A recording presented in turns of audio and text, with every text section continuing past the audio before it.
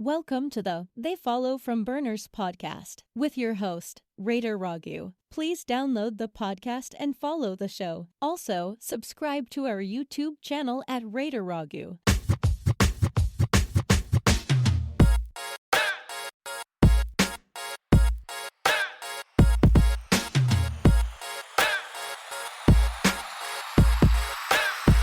Let's go.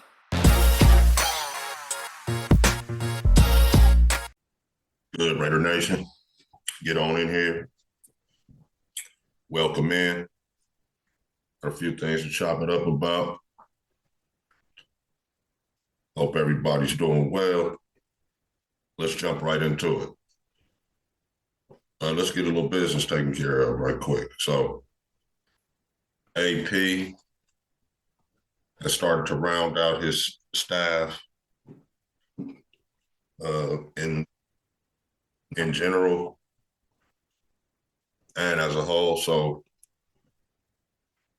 you could say Luke Getsy might have made this selection or had something to do with it or wanted this particular guy, but they grabbed a guy named Rich Scangarello, I believe is how you say his name. So looking at his resume,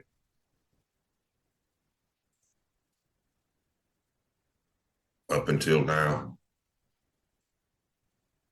I didn't really see anything that stood out as why they would have wanted to hire this guy.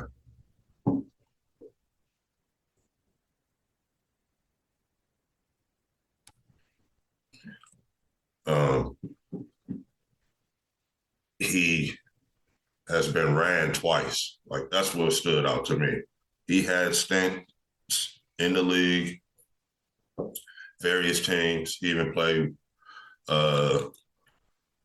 coached the Oakland Raiders in 2009, the offensive quality control guy.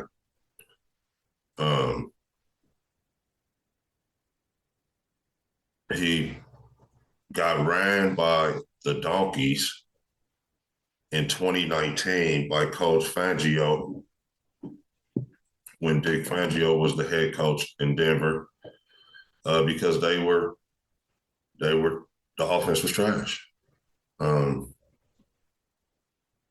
He was the whole core there at the time. So then he went on to University of Kentucky, coached them. He was going to be, he was the old core. He was the offensive coordinator at the University of Kentucky. Got ran after about 7 months on the job, something like that. Not even a whole full calendar year on the job, he got ran.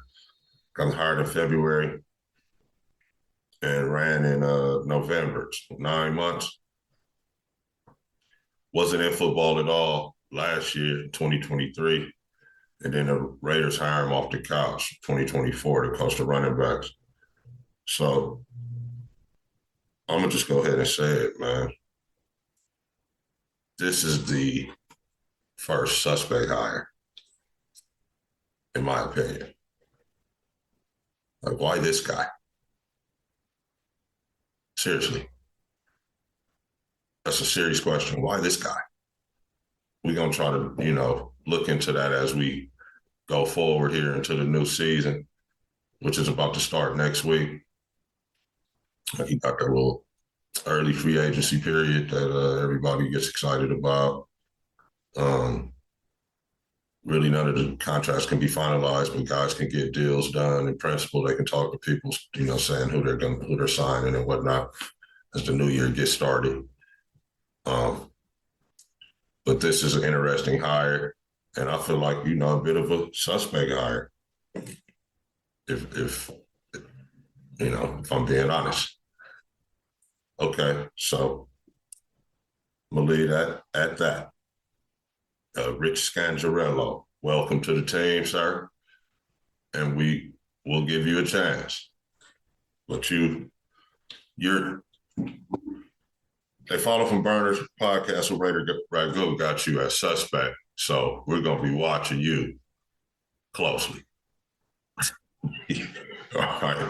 Well, speaking of follow from Burners, we did the episode about disrespecting AP and Max, right? It said stop disrespecting AP and Max Crosby, right? Stop disrespecting Antonio Pearson, Max Crosby.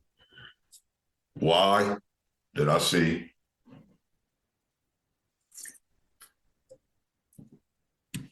somebody with a huge platform, way more people following him than follow me? And I'm trying to decide whether to stay on the high road and not even mention names, but you savvy Raider people, if you're on YouTube or whatever, even on the Apple Podcast, you'll see somebody with a bigger platform than me in this game came with the stop disrespecting AP or the disrespect of AP in his title of his episode. I just found it funny, man. I just said, once again, it's proof. You know what I'm saying? They follow from burnt nerves. That shit is not, it is kind of just an axiom or whatever, you know what I'm saying? A little quip, but it's real. It's real, bro. All of a sudden, he on some disrespect of AP after we was already on that. Now, I was saying it in terms of, guys mentioning his car and shoes and jackets and all that. And they don't do that on any other football coach in the NFL ever in the history of it. They've never done that to anyone. And that's what I was referring to. Now, this guy was referring to the betting line from one of the betting websites that broke a line on Coach of the Year odds. I think they had Harbaugh as like the leading guy, had a couple other guys on there. But the disrespect on what he was saying is that AP wasn't even on the odds. He didn't even get odds. He wasn't even mentioned. His name's not even on there.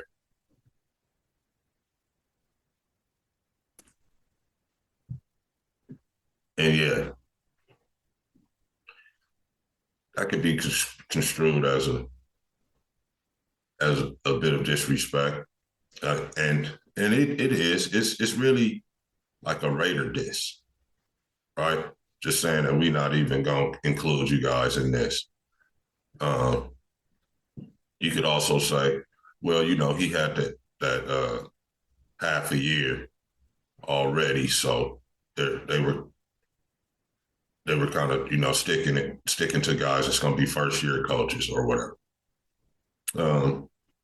Which it's an argument for that, but we're going to take it as another sign of disrespect, right? The nation is going to take that as another sign of disrespect by not even having our coach as a coach of the year candidate.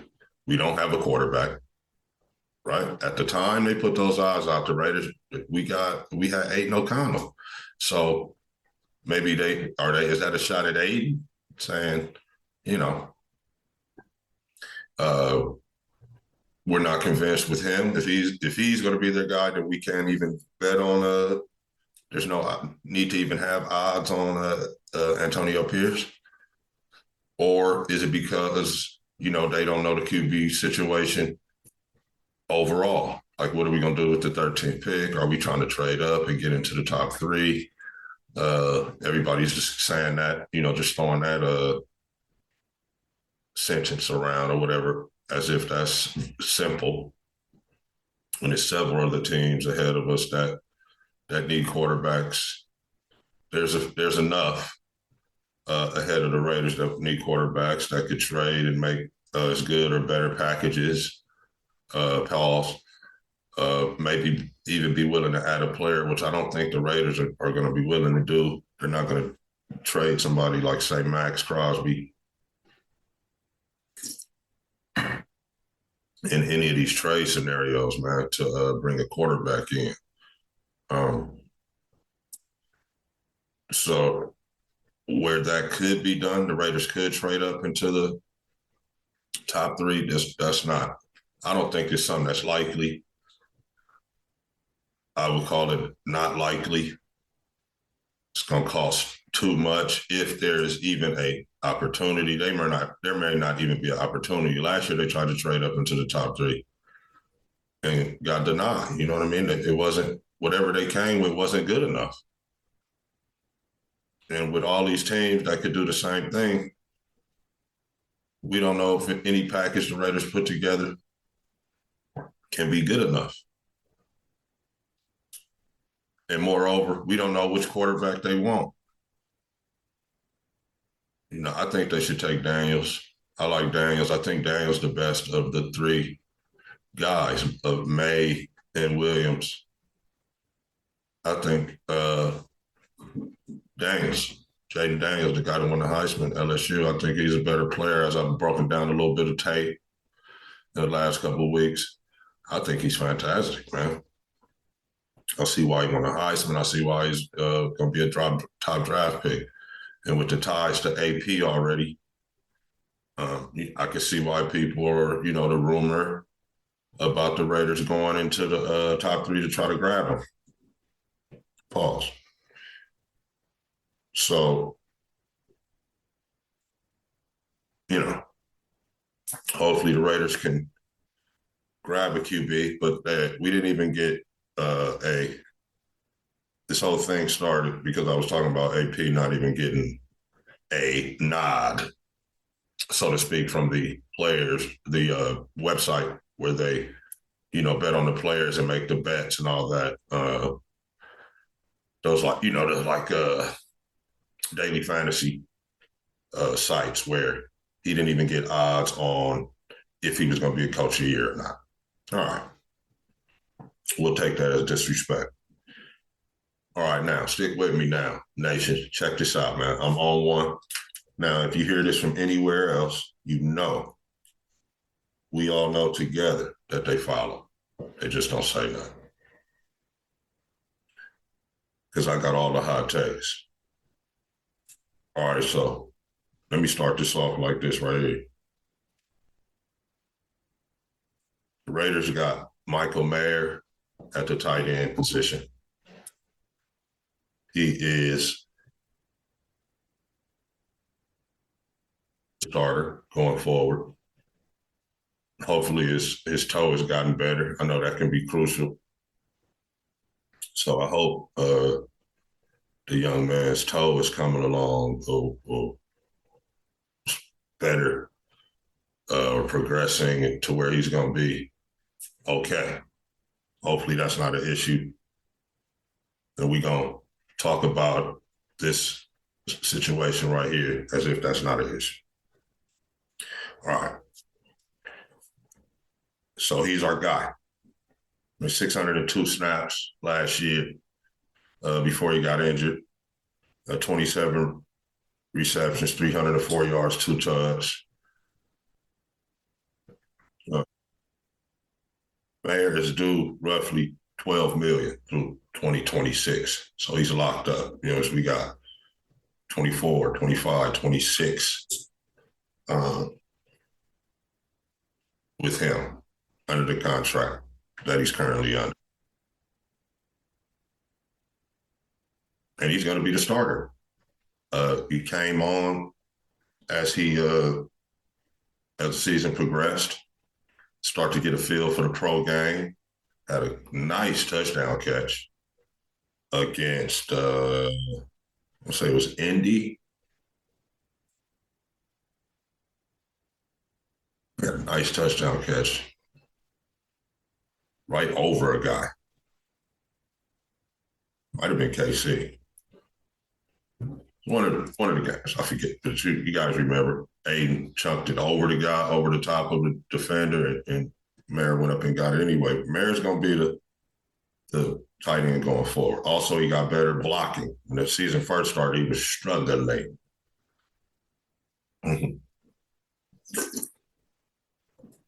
Another thing is struggling. That's an old Joe Willie reference anyway. Shout out to my bro.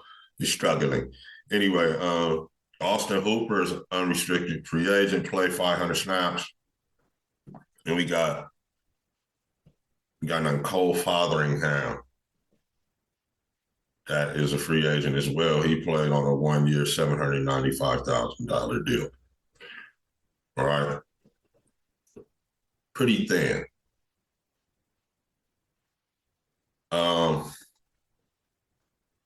Talking about righting some wrongs, talking about helping the team,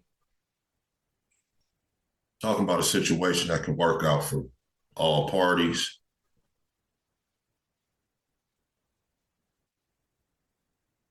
I say let's bring Darren Waller back on a friendly. Stay with me. So if the Giants cut Waller, they don't cut him, he's due to make roughly 10.7 mil. Waller played in 11 games, played 500 snaps, 45 receptions, 535 yards, and 2 tugs. So he had 18 more catches than Mayer, 231 more yards, same amount of touchdowns as Mayer. Mayer's making, we said like 1.173 million he made last year. Waller made 11 plus. The Giants cut him post-June, post-6-1, to release him. They saved that money, that 10.7 mil. They don't have to pay him that, and it's just a dead cap hit of 7.8 mil, which is not terrible. With that type of production, I don't see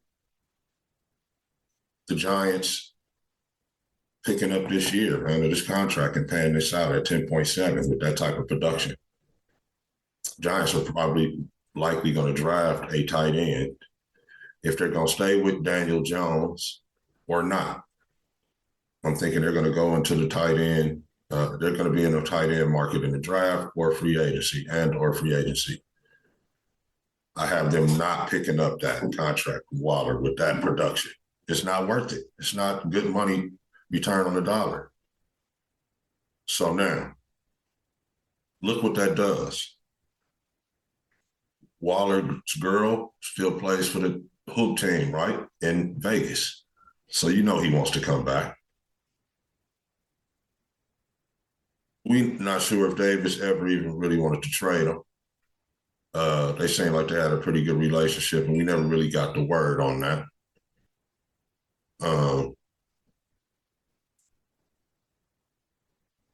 The regime that was here before, Joshua and them, this would correct a wrong, another bullshit that they did that shouldn't have happened, right? Because we know it was a situation, this probably was an off-the-field reason why they traded D. Waller. All right. We had a chance to, if we was to make this happen, the Raiders make this happen, the Las Vegas Raiders make this happen, Telesco, Champ Kelly, my man Wooten that they hired, you guys make this happen, right?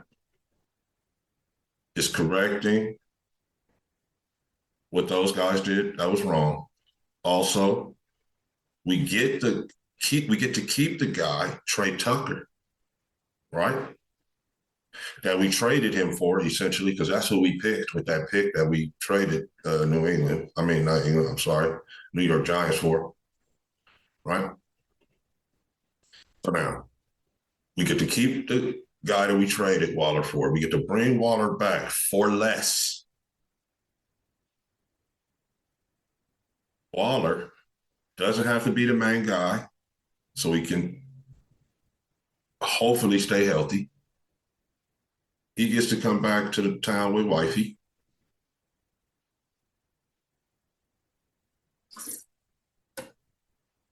And we get a guy that we know really is a Raider. back into the fold. And another target, man, for the new QB.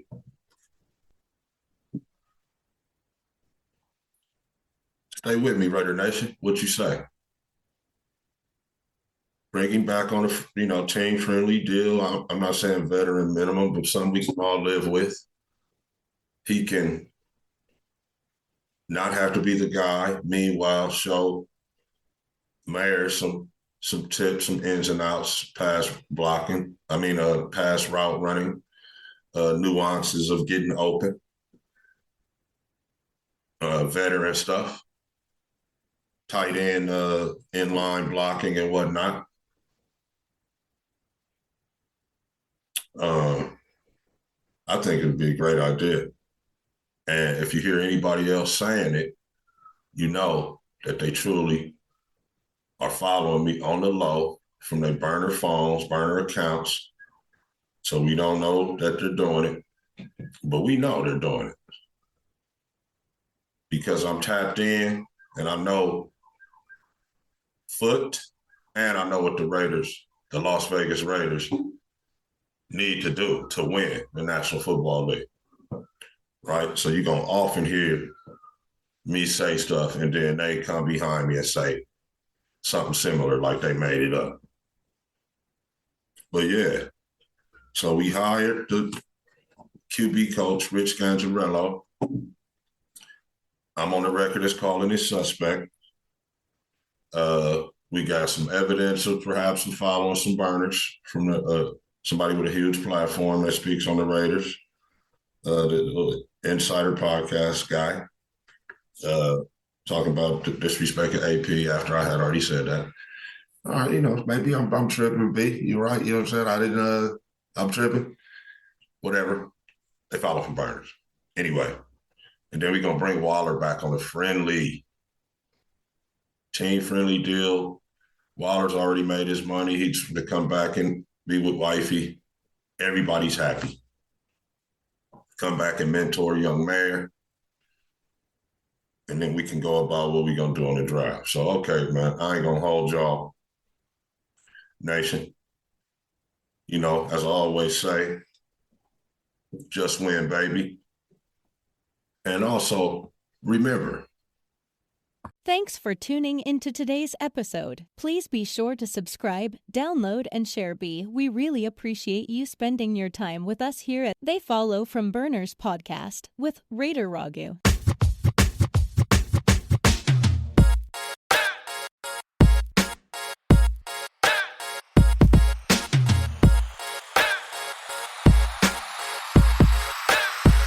Let's go.